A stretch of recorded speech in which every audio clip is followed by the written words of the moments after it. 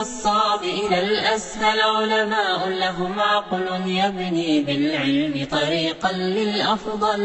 قد رحلوا في الفلك العالي في الأرض لهم عقل يرحل قد وفق ربي علماء قد جعلوا دنيانا أجمل. أعوذ بالله من الشيطان الرجيم. بسم الله الرحمن الرحيم. الحمد لله والصلاة والسلام على رسول الله الأمين وآله وصحبه أجمعين. أيها المشاهدون الكرام أينما كنتم نحييكم بتحية السلامة والإسلام، وتحية الإسلام السلام، فالسلام عليكم ورحمة الله وبركاته. أمبالمو أمبي الله تعالى تانو مسان ينبا فو كبركدا soli ani nema caman ba an b'a deli Alahu Taala fɛ a ka kɛ alakiraba in kan Muhammadul Mustafa sallallahu alayhi wa sallam a n'a ka sahabaw a n'a dungew ani mɔgɔ mɔgɔ tugura alakira kɔ fo ka se alikiyama don ma ka Alahu Taala deli Ala k'an bɛɛ fara o mɔgɔw kan, Ala ka yafa an ka jurumuw ma, Alahu Taala ka hinɛ an na, Ala k'an mago to, Ala ka sababu ɲuman kɛ ne ni aw ye, an faw n'an baw. An bɛ Ala deli labanko ɲumanya Ala de b'a di jɔn ma, Ala ka ni aw bɛɛ laban ye. Fitinɛ ni gɛrɛgɛrɛ ni masiba Ala ka ni aw kisi a ma. Alahu Taala ka sijan ni kɛnɛya kalifa n'aw la. Minnu fari gannen don ni degun fɛn fɛn ye a tabaga ye Ala ye, Ala ka bana ninnu bɛɛ wuli k'a kɛ farijagabaw ye. Maa minnu ye anw kɔn so Ala ka hinɛ bila kelen kelen. Don min fana ni saya bɛ s'a ma k'a sɔrɔ anw ka di Alahu Taala ye. An ka jamana dɛ, anw ka jamana, anw faso, an bɛ Alahu Taala deli halisa Ala ka basigi don an ka jamana in kɔnɔ ya Rabi. Jamana in bɛ basigi ni sira min, Ala k'o sira don an kɔrɔ. Ala k'a ka an ɲɛnako ye, fitina ni jolibɔn min bɛ Ala ka a fitina duga ten ya Rabbal alamin. O tɛmɛnen kɔ n balimaw, aw minnu sigilen bɛ k'an filɛ nin waati in na, layiru dafa de y'a to an nana nin sigi kɛ. Sigi tɛmɛnen an tun kumana yan walanda kɛrɛnkɛrɛnnen dɔ kan ka hakililajigi kɛ k'a fɔ ni Ala ye an si jɔ ka don nataw kɔnɔ n'an bɛ walanda in dafa. An y'o layiru min di, o layiru time hukumu kɔnɔ bi an nana kana segin hakililajigi in kan k'a tɔ dafa. Munna an b'o kɛ? Ka d'a kan Alahu Taala ko tɛ kuranɛ kɔnɔ wa dhakir fa inna dhikra tanfa'ul mu'minin. A ko yɔrɔ wɛrɛ tuguni fadhakkir in nafaati dhikra sayadhakkaru man yakhsha. Hakililajigi bɛ silamɛ nafa kosɛbɛ. Ni limaniya dɔɔni bɛ mɔgɔ min dusukun na, n'i tora ka hakililajigi Ala ko la, a b'a tigilamɔgɔ nafa, Ala ka ni aw bɛɛ nafa. N'an tora an yɛrɛ ma kuma dɔw, sitana bɛ don maa n'a hakili cɛ sira caman na ka hadamaden to fili sira kan. O de ka d'ale ye, n'i donna fili la dɔrɔn i kana bɔ a la. Sitana b'o de laɲini kuma bɛɛ. O min filɛ nin ye, mun kosɔn an ka kisi o ma ka kunu ka bɔ fili dɔw sunɔgɔ la, hakililajigi de bɛ se k'o kɛ. O de Alahu Taala ko alakira ma sallallahu alaihi wa sallam alikuranɛ kɔnɔ ko a ka hakililajigi kɛ, ka d'a ka hakililajigi a bɛ nafa kɛ. Ayiwa n bɛ Ala deli an bɛna hakililajigi min kɛ Ala k'a kɛ ka ne ni aw bɛɛ nafa. Sigi tɛmɛnen an tun bɛ ka kuma dusukun kan, hadamaden dusukun. An ko kira delila k'a fɔ a ka hadisa dɔ la, a ka baro dɔ la sahabaw ye sallallahu alaihi wa sallam wa radiyallahu anhu sahaba. Ala kira ko ne man kisi bɛ kira ye, a ko ala inna fil jasadi mudgha idha saluhat saluha al jasadu kullu wa idha fasadat fasada al jasadu kullu ala wa hiya al qalb. A ko hadamaden farisogo la sogo dɔ bɛ, sogokurunin dɔ bɛ bun hadamaden farisogo la. N'o sogokurunin ko a ɲɛna ka ban, ko hadamaden fari tɔ bɛɛ bɛ ɲɛ, a bɛɛ bɛ lafiya, a bɛɛ bɛ kɛ farisogo sabatilen. Ala k'an kisi ka n'a cɛ janya. Kira ko n'o sogokurunin fɛnɛ tiɲɛna, k'o ye farisogo bɛɛ tiɲɛnen ye. Hali n'aw ɲɛ b'a tigi kɛnɛman tamatɔ la, sogokurunin min bɛ yen ni o ɲɛna ko farisogo ɲɛna dɛ, hali n'aw ɲɛ b'a tigi tamatɔ la tant que sogokurunin tiɲɛna dɔrɔn farisogo tiɲɛna pewu. Kira ko wa hiya al qalb, k'o ye hadamaden dusukun ye. Adamaden dusukun, ni dusukun ɲɛna farisogo ka ɲi, ni dusukun tiɲɛna farisogo tiɲɛna. o cogo kelen ni maa min dusukun lafiyara farisogo lafiyalen don hali n'a sɔrɔ anw b'a ye cogo wɛrɛ la an k'a fɔ tan dɔ b'a ye cogo wɛrɛ la nka a tigilamɔgɔ yɛrɛ farisogo lafiyalen don peut-être hali ni a ye cogo cɛman ɲi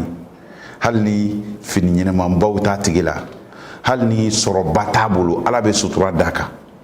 ala b'a tigilamɔgɔ lafiya mentalement ni adamaden lafiyara ni hakilisigi nana adamaden na dusukun lafiyara dusukasiko tɛ yen kamanaganba tɛ yen walahi hali ni farisogo ye cogo min a tigilamɔgɔ ɲɛnamaya ka d'a la dusukun bɛ lafiya ni sira min ye o don an kumana olu dɔw kan min b'a to adamaden dusukun yɛrɛ bɛ koro an kumana o fɛnɛ kan an y'a yira k'a fɔ adamaden dusukun bɛ koro adamaden da la tuma o tuma ni yɔrɔ janya alako la tuma o tuma ni alako bɔ i ka ɲɛnamaya la tuma o tuma alako t'e bolo da la Alahu Taala b'i dusukun koro ka ɲɛnamaya koro i bolo hali ni ye cogo cɛ ka ɲi mɔgɔw yɔrɔ ɲɛnamaya kɔni bɛ cɛ i bolo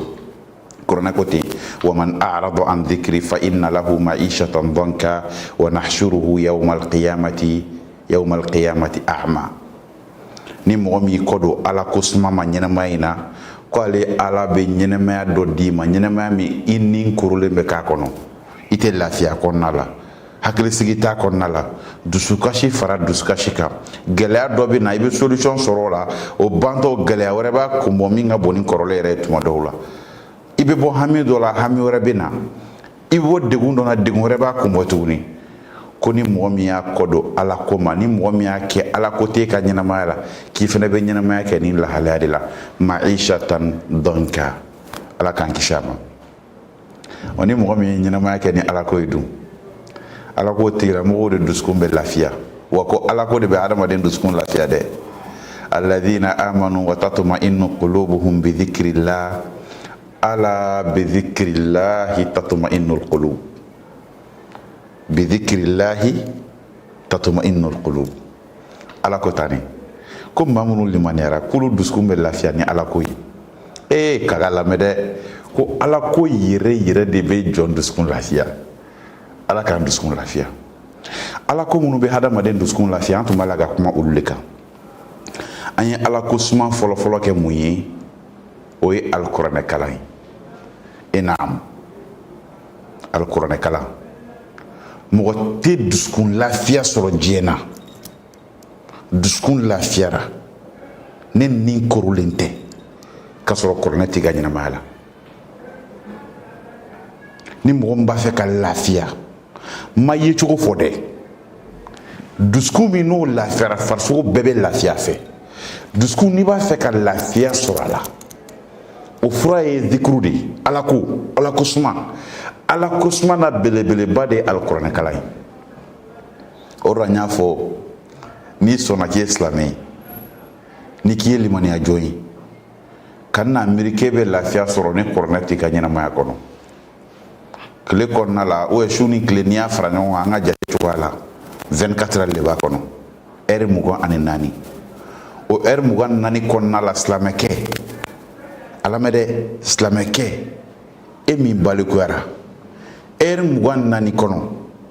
e ma se ka kuranɛ kalan hali miniti 5 e b'a la k'e ni ka lafiya e ni ala cɛ bɛ lafiya sɔrɔ 24 heures kɔnɔna la an ko ten e ma se ka kuranɛ kalan hali miniti 5 kɔnɔna la ne ma da la e bɛ ka lafiya min fɔ ni mɔgɔ b'a la yɛrɛ parce que caman bɛ ka lafiya fɔ mais a bɛ sɔrɔ ni sira min ye o m'o sira ta an ye nin bɛɛ ɲɛfɔ an ka sigi dɔw la ka tɛmɛ k'a fɔ n ma taa kuranɛ kalanyɔrɔ la o kuma t'a la bi ala ye siraw nɔgɔya k'a nɔgɔya ni a tɔ tɛna kɛ sa an k'a fɔ kuranɛ ma kalan a ka kalan mɔgɔ caman bɛ yen ala ma chance d'u ma wala u ma chance sɔrɔ denmisɛnninya la ka taa don diinɛ kalanyɔrɔ la fɔ cogo wɛrɛ la ka taa madarasa la ka taa mori kalanyɔrɔ la an y'o mɔgɔkɔrɔba caman ye mais kuranɛ kanu kama o ye mun kɛ maakɔrɔba kalanyɔrɔw bɛ fan caman u taar'u tɔgɔ sɛbɛn o yɔrɔw la minnu ye tubabukan kalan bi u caman bɛ ka kuranɛ dayɛlɛ k'a kalan bi alhamdulilayi rabil alamin aw minnu sera ka kuranɛ dayɛlɛ k'a ta aw yɛrɛ ye k'a kalan a y'a fɔ tare ala ye hɛrɛ k'aw ye dɛ ala ye aw kanu de ala ye aw suganti a ka jɔnw cɛla de aw ni maa caman ye ɲɛnamaya daminɛ olu ma si sɔrɔ fo ka taa don kalan na ka se nin degré ma aw ni maa caman yɛrɛ y'a daminɛ olu ye si sɔrɔ mɛ saya nana olu minɛ aw ni maa caman ye ɲɛnamaya daminɛ olu ni aw bɛ si la aw bɛɛ bɛ ɲɛnamaya la bi nka limaniya min filɛ e dusukun na n'o y'i bila i taara kuranɛ kalan dɛ olu m'o limaniya ɲɔgɔn sɔrɔ o de kosɔn ne k'i ma k'i k'a fɔ tare a fɔ alhamdulillah bi maakɔrɔ caman ni tu y'a f'u ye k'u bɛ se ka u nɛn ta ka da kuranɛ kalan la a tun bɛ kɛ kabako ye u ma u ye kuranɛ kalan bi o de la jeunes dutigiw kana fɔ ko non ne tɛ se k'a kalan kana fɔ kow ka ca kana fɔ business ka bon kana fɔ temps t'an bolo ne y'a f'i ye ka jɛya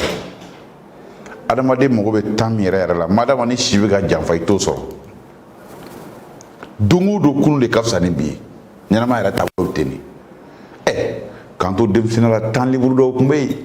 mais bi anw bolo an occupélen don maa minnu fana ka kɔrɔ n'anw ye bi olu bolo temps libre yɛrɛ b'an bolo wa i mana si sɔrɔ cogo o cogo occupation bɛ bonya ka taga don jumɛn bɛ n'i ka kuranɛ kalan daminɛ de n kan bɛ e yɛrɛ de ma e ko don don jumɛn i bɛna décision ta k'i ka kuranɛ kalan daminɛ ka n'i miiri yɔrɔ jan sa la taqul ayna al bidaya ta'atullahi bidaya wala taqul ayna tariq shari'atullahi hidayah wala taqul ayna na'im jannatullahi kifaya wala taqul gadan sa'abda rubama ta'ti nihaya kana fɔ mina daminɛ sini dɛ mina daminɛ semaine nata a bɛ ci mun na ni ninnu banna kalo nata ne bɛ taa n tɔgɔ sɛbɛn si kuntala ka surun adamaden bɛ don min na o de y'i ta ye quoi fɛn bɛ hadamaden lafiya ɲɛnamaya la bi ɲɛnamaya sangan bɛ ni lajarabiba minnu ye bi mara tiɲɛna ka se degré ma bi waati dun ka di ka se degré ma bi réseaux sociaux bɛ ka min d'an kan bi o bɛɛ n'a ta kɔfɛ e ma se ka dɔɔni kala kuranɛ na 24 heures kɔnɔna la e min ye silamɛ ye i bɛ lafiya min kɔ i bɛna sɔrɔ min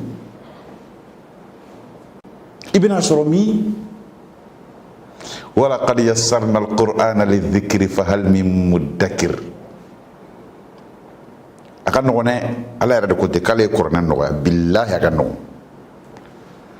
ni k'i bɛ taa arabukan kalan sisan o y'a dama problème a ka gɛlɛn dɛ ni mɔgɔ mɔgɔ b'a fɔ ko arabukan ka nɔgɔya i nɛgɛ mais ka kuranɛ kɔni kalan o ka nɔgɔn kojugu don min na ko kuranɛ taara arabukan kuranɛ langage b'a dama quoi i bɛ arabukan alphabet kalan dɔrɔn i bɛ se ka kuranɛ fara ɲɔgɔn kan kalan mais o alphabet kelen i b'a kalan ka ban ni k'i bɛ arabukan fɔ i tɛ se souvent o ye fɛn fila ye quoi comme an ka baro t'o kan ni maa min bɛ lafiya kɔ ɲɛnamaya la kuranɛ don dɛ o don an y'o fɔ yan nin kɔni ye k'a kɛ lajigi de kɛ teliya la n'a sɔrɔ i m'a daminɛ a daminɛ n fa n terikɛ a daminɛ n'a sɔrɔ i m'a daminɛ ne ba n balimamuso a daminɛ waati kuntala man jan lafiya fitinin min n'i b'a kɔ diɲɛ na i b'a sɔrɔ ni kuranɛ kalan ye o n'i ye kuranɛ kalan sara dan tɛ diɲɛ dɛ i bɛ taa lafiya hali kaburu kɔnɔ yen nɔ o dɔrɔn tɛ alikiyama jɔ don i bɛ lafiya Allahu taala ka cidenba ye nin fɔ yaqulu li qari'il qur'ani yawm al-qiyamah ko kuranɛ kalanna ko Allahu taala b'i kanto a ma alikiyama jɔ don k'a bɛ fɔ a ye kalan kɛ i yɛlɛn yɛlɛ alijinɛw kɔnɔ bi ka taga i jɔyɔrɔ dan bɛ ta kɛ i ye kuranɛ kalan ka se dan min na de mun de ka di ka tɛmɛ nin kumakan in kan nin kumakan in bɛɛ tɛ nin mɛn a tulo la dɛ maa minnu sɔnna ka kuranɛ kalan diɲɛ na olu de b'a min ne ba ta kuranɛ kalan i bɛ min ɲini ala fɛ kuranɛ kalan o kɔfɛ i ka ala deli o la ne fa ta kuranɛ kalan i bɛ min ɲini ala fɛ kuranɛ kalan o kɔfɛ i ka ala deli o la n'i taara i tɔgɔ sɛbɛn kuranɛ kalan yɔrɔ ninnu dɔ la makɔrɔba kalan yɔrɔ minnu b'an ka sigidaw la ala ye hɛrɛ kɛ jamana ye dɛ walahi t'a faamu fo n'i bɔra kɛnɛma ka jamana wɛrɛw filɛ anw fɛ yan fɛn caman ka nɔgɔn kojugu Allahu akbar kuma man ɲi dɛ ne taara jamana dɔw la ka lahalaya dɔw ye mɔgɔ n'i y'a lakale a fɔ k'i bɛ ka ziiri la quoi ala ye hɛrɛ ba de k'anw ye misiri bɛ fan bɛɛ anw fɛ yan makɔrɔba kalanyɔrɔw bɛ fan bɛɛ hali gɛlɛya t'a la bi u ye kuruw dayɛlɛ centre de formation dayɛlɛna fan bɛɛ diinɛ tɔgɔ la o bɛɛ to yen sa telefɔni minnu b'an bolo nin o telefɔni ninnu u bɛ se k'an dɛmɛ an b'an ka kuranɛ kalan u bɛ se k'an dɛmɛ an b'an ka diinɛ dɔn sani k'a kɛ dɔnkili lamɛnba in sani ka ke wati chemba rejo susuka sani ka ke kuma lakalemba yi sani ka ti dado maro ka villa mu yɛrɛ ka ɲɛnɛmaya a ti ɲɛsira yɛrɛ la fiyewu a fɔ ne tu i ka connexion utiliser dɔɔni dɔrɔn kuranɛ kan a kun tɛ lafiya kana kɛ kuranɛ durusi la n'i y'o kɛ o ka ɲi ka kuranɛ durusi o ka ɲi mais o tɛ se ka na kɛ yen e bɛ ka min kɛ catiribɔlaw nɔfɛ tan tuye la an yɛrɛ b'a dɔn ko an bɛ taa tan dɔ ni tuye réseau kan e bɛ min na o la e bɛ min na jeliw ka vie ɲɛɲini na e bɛ min na dɔnkɛlaw ka ɲɛnɛmaya ɲɛɲini na ni e kun ye miniti tan duuru ta tile o tile ka sura surumani dɔ lɛ YouTube kan ka sura surumani dɔ lamɛn a fɔ e bɛ ka kalanbaliya f'i yɛrɛ ma e kun b'o fɔ sitana bɛ ka se an caman na koyi miniti tan duuru 24 heures kɔnɔna la heure 24 kɔnɔ e ka miniti tan duuru ta ban a bɛna forfait min jeni ko man ca yɛrɛ connexion min a bɛn'o jeni o man ca e kun ka sigi ka don YouTube kɔnɔ dɔrɔn ko n mago bɛ kula uzu birabi nasi sura la n bɛ fɛ ka e bɛ fɛ ka kɛ cogo cogo i b'a sɔrɔ yen a k'a kalan dɔɔni i k'a lamɛn a b'a kalan dɔɔni i yɛrɛ bɛ segin a k'a nɔfɛ ou a b'a kalan e ta bɛ kɛ lamɛnni yɛrɛ de pour que i tulo ka dege a la dusukun b'a ta ni de ye dusukun lafiyali fura ye ka na f'i ye ko n ma kalan non ne ma kalan kan'o kuma yɛrɛ fɔ tuguni kan'o fɔ dɛ o tɛ dalilu ye tuguni kelen dusukun bɛ lafiya ni sira min an y'a fɔ don n k'a dɔ ye ka astaghfirullah fɔ ka caya astaghfirullah wa atubu ilayhi parce que kira yɛrɛ ko sallallahu alaihi wasallam k'ale b'a fɔ tile kɔnɔ ala ka yafa ale ma tile kelen kɔnɔ k'ale b'o kuma in fɔ kuma dɔ k'a ka ca siɲɛ 100 k'ale yɛrɛ b'o fɔ quoi ala dun yafale bɛ kira ma depuis ala taala y'o fɔ kuranɛ kɔnɔ inna fatahna laka fathan mubina liyaghfira laka allahu ma taqaddama min dhanbika wa ma ta'akhkhara ala ye nin fɔ kuranɛ kɔnɔ c'est à dire kira ye ko ko kɛ ala yafara ma bɛɛ la mais o bɛɛ la k'ale bɛ to k'a fɔ ko ala yafa n ma ala yafa n ma don o don ko tuma dɔ a ka ca siɲɛ 70 don dɔw ta k'a ka ca siɲɛ 100 o ye kira ye n'i bɛ dusukun lafiya kɔ an bɛ ka taa ɲini sira caman fɛ walahi yen tɛ walahi yen tɛ min kale ala la an bɛ ka lafiya ɲini sira fɛ o tɛ ka n'a fɔ ko wari sa sabali n ka cɛ wari bɛ se ka adamaden dɛmɛ mais ale yɛrɛ tɛ lafiya ye ne y'o fɔ n ka kuma caman na ka tɛmɛ wari yɛrɛ tɛ lafiya ye dɔ bɛ yen a ye nafolo muguba sɔrɔ diɲɛ bɛ se ka tɔgɔ fɔ mais taa ɲininka ni ala cɛ a b'a fɔ i ka ma lafiya fo n'a sɔrɔ ala ko b'a ka vie la ne yɛrɛ y'o vécu ne y'o ye quoi ne y'o ye mɔgɔ ko ma ko ale yɛrɛ dɔnbaga jɔnjɔn ko k'a bɛ fɛ k'a yɛrɛ faga mais c'est un multimilliardaire wara bil kaaba ne ni ala cɛ nafolo mugu yɛrɛ de b'a bolo ko ɲɛnɛmaya yɛrɛ de koronna ale bolo quoi o de la kana fɔ n ye ko nafolo de ye lafiya ye non c'est pas ça e ka don tariku la ala o internet kelen min bɛ k'an ka waati cɛ don a la i ka ɲininkali kɛ bana ko Amérique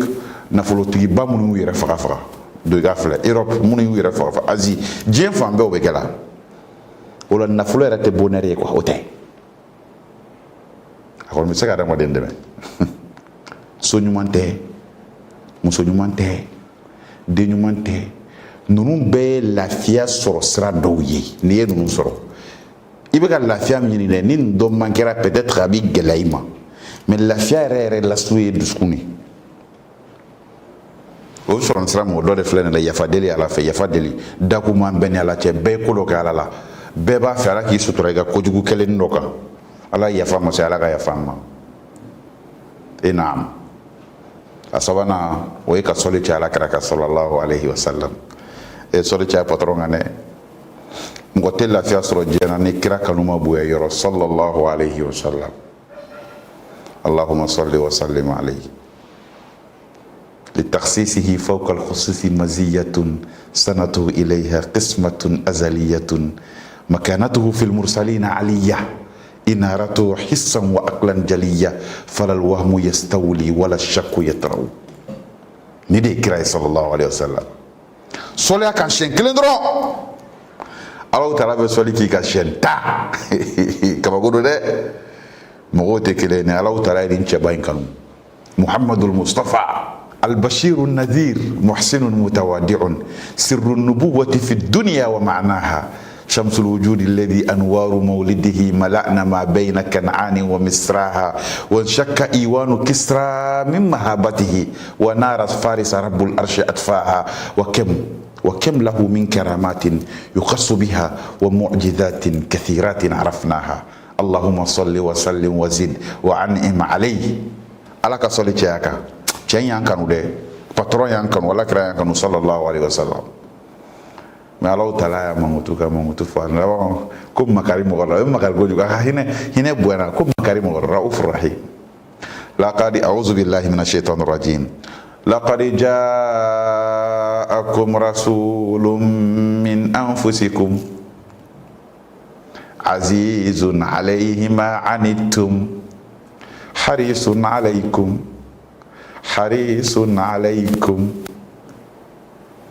حريص عليكم بالمؤمنين الرؤوف الرحيم صلى الله عليه وسلم نيكون بفقال لافيا soli ci patron sallallahu alaihi wasallam munu be soli ci akira kay wunyi nga ku be tugodi ban nyana ma wulu tugodi ce mo wa soli ga akira ga te mega atila fele no ne de halni na fulu tabulu anga makoroba uja kolosi bulu munu bulu kuma be no so la kiraka uyuja kolosi bulu munu bulu kuma be no ga ya fadila la utala fe ma yuja mamunu ya fadila la utala fe ka chaya munu nga soli chara la kiraka sallallahu alaihi wasallam ka chaya ni fen no be duskun la fia bi ka faraka fen munu be duskun la fia ni be ko fe o zikrullah alsa ka ala kusman ke ka chaya do be ni mo mun ba fo ka caya de ala bo tigra mo lafiya de ka caya ala bo lafiya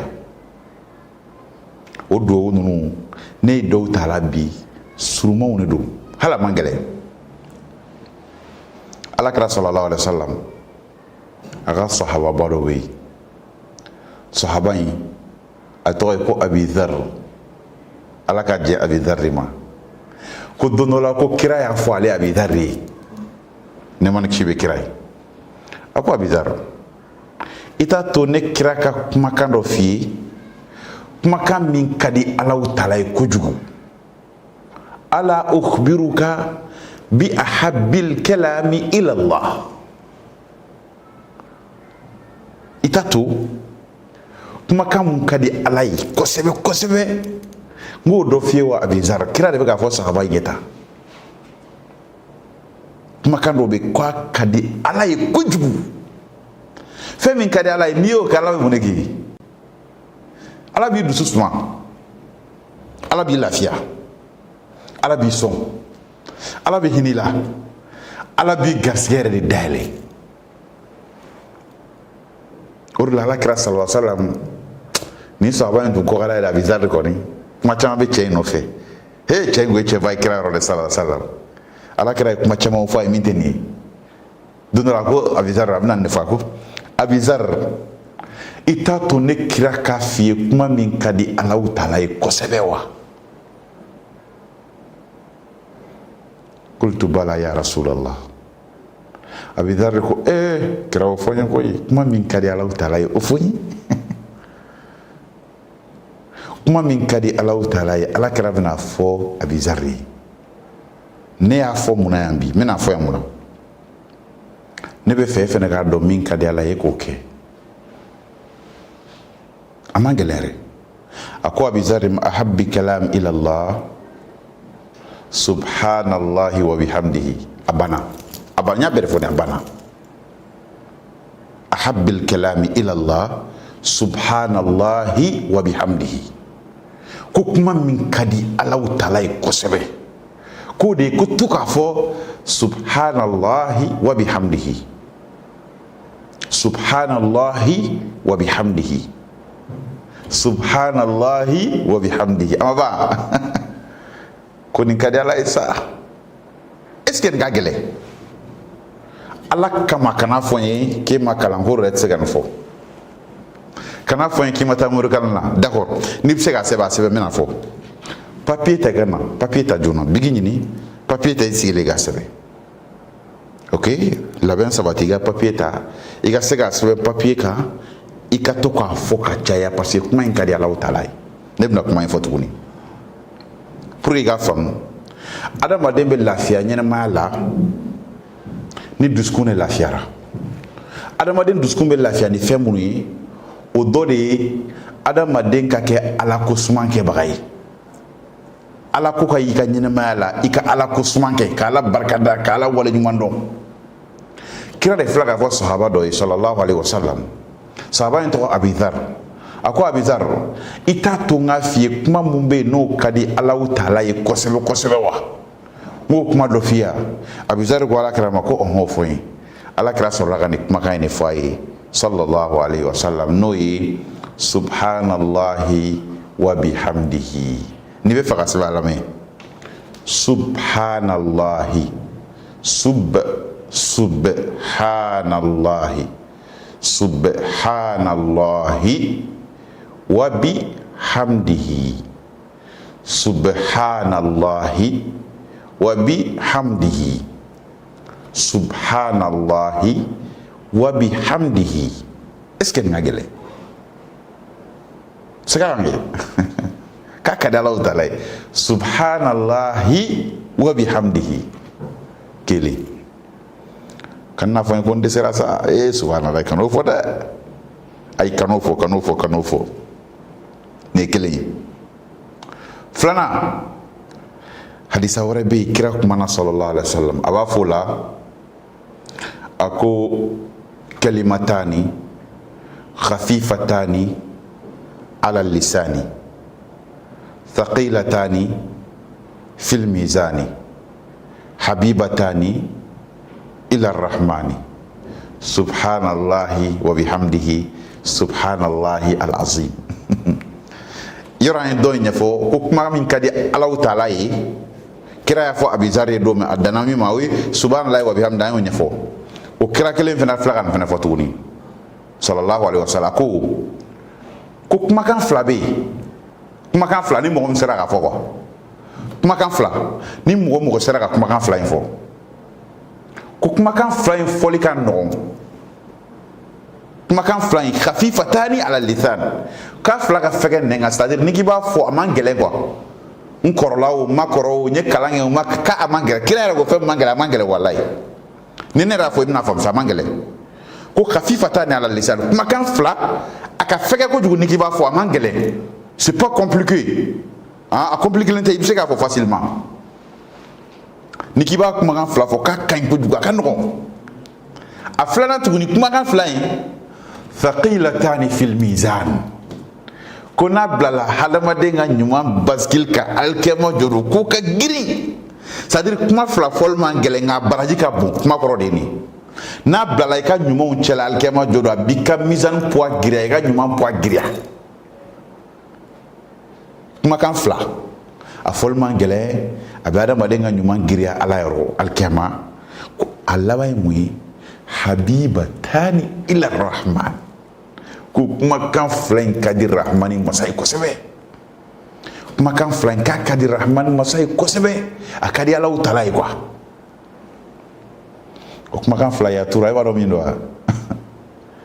subhanallahi wa bihamdihi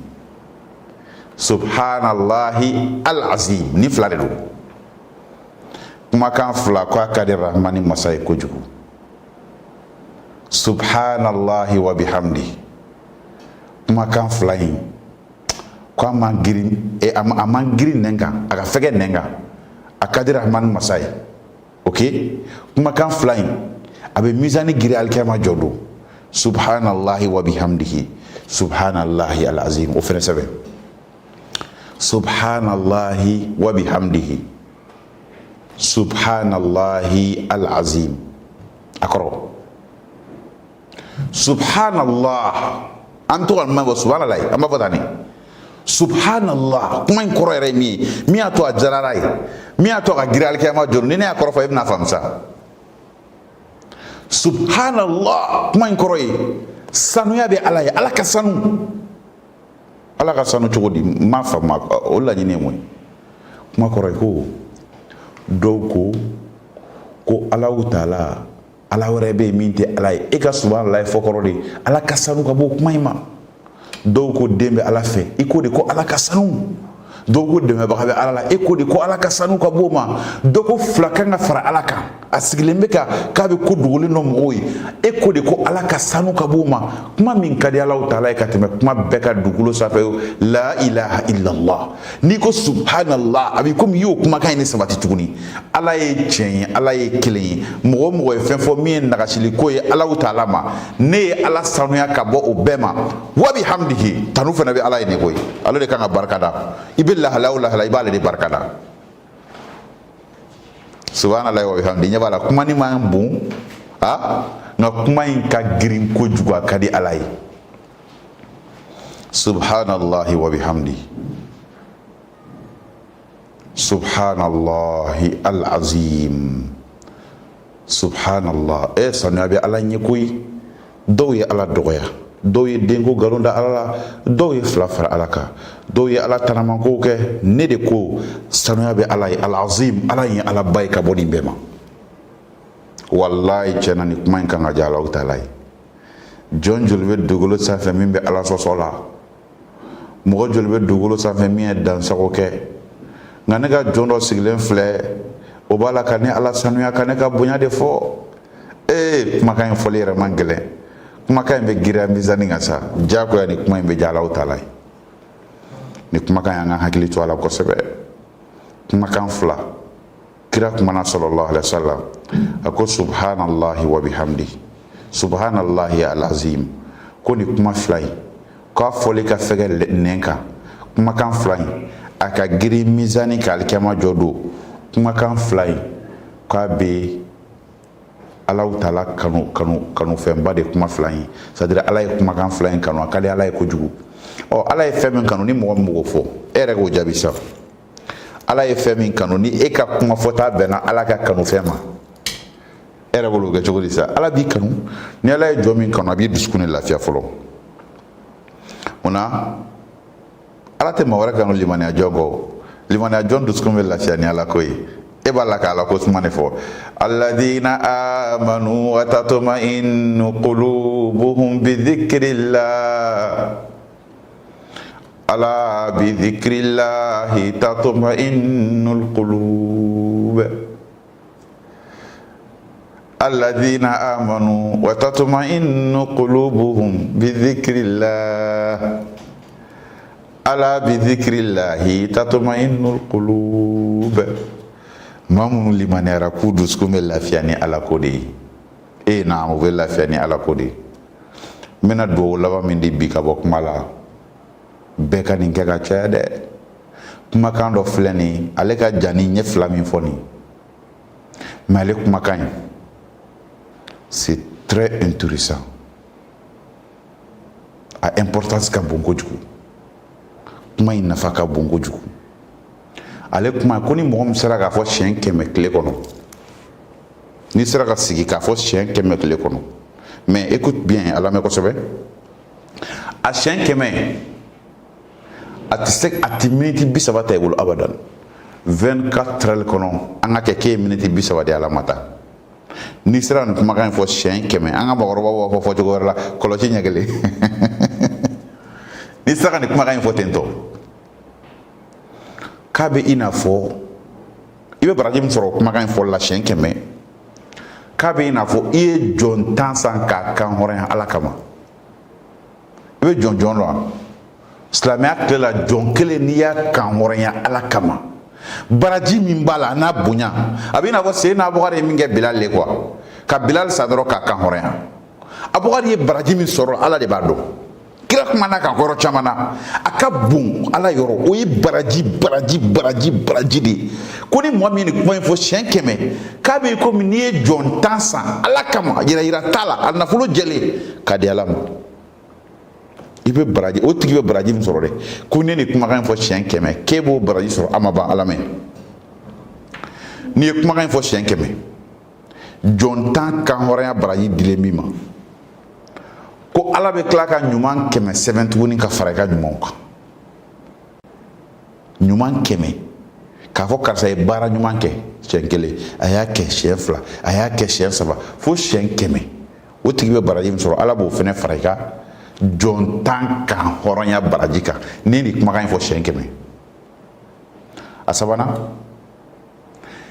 ni nin kumakan in fɔ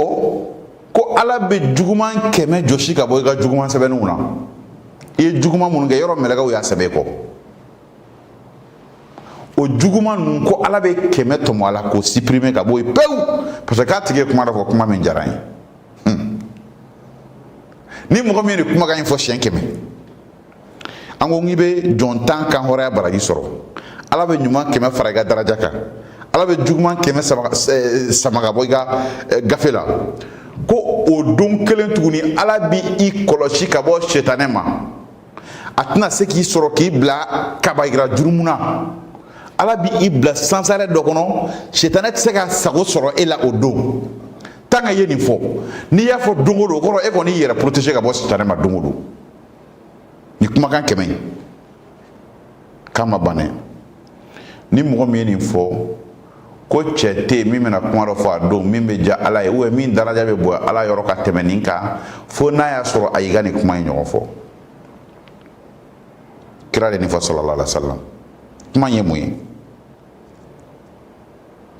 la ilaha illallah wahdahu la sharika lah lahul mulku wa lahul hamdu wa huwa ala kulli shay'in qadir abana la ilaha illallah wahdahu la sharika lah lahul mulku wa lahul hamdu wa huwa ala kulli shay'in qadir ni mɔgɔ min sera ka nin kumakan in fɔ tile kelen kɔnɔ siɲɛ 100 ko jɔn tan kan hɔrɔnyali baraji ala b'o d'i ma ɲuman 100 ala b'o fara i ka darajaw kan juguman 100 ala b'o sama ka bɔ i ka gafe sɛbɛnninw na ala b'i kisi ka bɔ setanɛ tɔɔrɔ ma o don ko cɛ tɛ yen min bɛ se ka kuma dɔ fɔ a don min bɛ fisaya n'i ta ye fo n'a sɔrɔ a y'i ta ɲɔgɔn fɔ ka tila ka dɔ fara a kan la ilaha illallah wahdahu la sharika lah lahul mulku wa lahul hamdu wa huwa ala kulli shay'in qadir a banna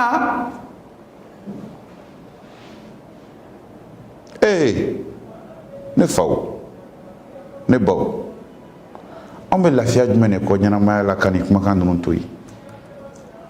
ni mɔgɔ mɔgɔ ko k'a bɛ dususuma de fɛ diɲɛlatigɛ in na ale bɛ hakilisigi de kɔ diɲɛlatigɛ in na a y'a fɔ a tigi ye k'a bɛ se k'a sɔrɔ a bɛ ka fɛn minnu ɲini o b'a dɛmɛ hakilisigi sabatili la o ye matériel de ye quoi o ye matériel ye a b'i dɛmɛ kosɛbɛ nka dusukun tɛ lafiya ni ala ko suman t'a la ala ko suman na belebelebaw ni y'a dɔw ye a ka ca dɛ kuranɛkalan kɛ ka caya astagfirullah fɔ ka caya sɔli kɛ kira kan sallallahu alaihi wasallam ka caya duwawu kalan ka caya an ye duwawu fɔlɔ min fɔ kira y'a fɔ abi dhar radiyallahu anhu a ko abi dhar ko kumaw la ɲumanba kuma min ka di Alahu taala ye n bɛna dɔ f'i ye koyi to ka kuma in fɔ a ko subhanallahi wa bihamdihi ala kira y'a fɔ tuguni sallallahu alaihi wasallam hadisa wɛrɛ la ko kumakan fila ka fɛgɛ nɛn kan a ka girin mizani kan a ka di rahmani masa ye k'o kumakan fila ye subhanallahi wa bihamdihi subhanallahi alazim kira ko sallallahu alaihi wasallam ko kumakan dɔ bɛ yen ni maa min y'a fɔ siɲɛ 100 tile kelen kɔnɔna la Alahu taala b'i kɔlɔsi ka bɔ setanɛ tɔɔrɔ ma mɔgɔ tɛna kuma fɔ ala ye min bɛ diya ala ye ka tɛmɛ i ta in kan fo n'a y'i ta fɔ ka dɔ fara a kan ala bɛ juguman 100 jɔsi ka bɔ i kun ala bɛ ɲuman 100 sɛbɛn i ye tuguni Alahu taala bɛ jɔn tan kan hɔrɔnyali baraji ta ka d'i ma mun de tora san mun de tora anw bolo dalilu ye k'an tɛ se k'an yɛrɛ masɔrɔ Alahu taala la mun tora anw tɛ se ka gɛrɛ ala la n'o ye mun de tora n'an tɛ alijinɛ sɔrɔ sa a bɛɛ nɔgɔyara anw ye ala kira manto sallallahu alaihi wasallam bilasiralikaw don hakililajigiw don n y'a fɔ kuma daminɛ la a dɔlaw bɛ nin bɛɛ dɔn nka kuma in fɔ kun tɛ foyi ye koyi ka ne ni aw yɛrɛ ne yɛrɛ min bɛ k'a fɔ ne yɛrɛ fɔlɔ mɔgɔ b'a la ka fɔ aw ye an bɛ jɛ ka ɲɔgɔn bilasira an bɛ ɲɔgɔn hakili lajigi an b'an hakili to ɲɔgɔn na ambe do ke ɲɔgɔn Allahu taala ka hinɛ fɛnɛ bena be ala deli ala ka hinɛ jigine ni aw bɛɛ kan Allahu taala k'an kanu ala ka yafa an ka jurumu ma ala ka an farisogow lafiya ala ka an dusukun yɛrɛ lafiya Allahu taala ka an sɔn lafiya la diɲɛ ani lahara ala ka an ka haminakow bɛɛ nɔgɔya ala ka yafa an ka jurumu bɛɛ ma an ka jamanaw ala k'u kolosuma ala ka an ka jamana yɛrɛ kolosuma kɛrɛnkɛrɛnnenya la ani dafe jamana bɛɛ silamɛ jamana bɛɛ ala ka na ni basigi jamana in kɔnɔ ala ka hɛrɛ k'an bɛɛ ye ala k'an bɛɛ sutura an ka musokɔrɔbaw an ka cɛkɔrɔbaw olu minnu tɛ sɛgɛn diinɛ ko in na kuma bɛɛ o b'a sɔrɔ u bɛ cɛsiri la k'a ɲɛɲini ala an y'i deli hinɛ ninnu na i ka yafa ninnu ma ninnu ye diinɛ kanu u ye diinɛmɔgɔw kanu ala u bɛɛ mago to an ka jeunesse ala an y'u kalifa i la k'an yɛrɛ kalifa i la i ka hinɛ an bɛɛ la i k'an mago to i ka sababu ɲumanw k'an ye i ka barika don an na an ka denbayaw ala k'u ta fanga d'an ma ala ka hinɛ an na ala k'an sutura ala k'an mago to balimaw ni tun ye ladilikanw ye k'a di n yɛrɛ ko ma ka tila k'a lase aw ma falyuballigh shahid al-ghaib farubba muballighin aw amina sami' n bɛ ala deli ala ka hɛrɛ k'an bɛɛ ye ala k'an bɛɛ sutura ala ka yafa an bɛɛ ma hada wa sallallahu ala nabiyina muhammad wa alihi wa sahbihi ajma'in wassalamu alaikum wa rahmatullahi wa barakatuhu. العلم ضياء المستقبل والعالم صاحبه الأول والعالم يجعل دنيانا بالعلم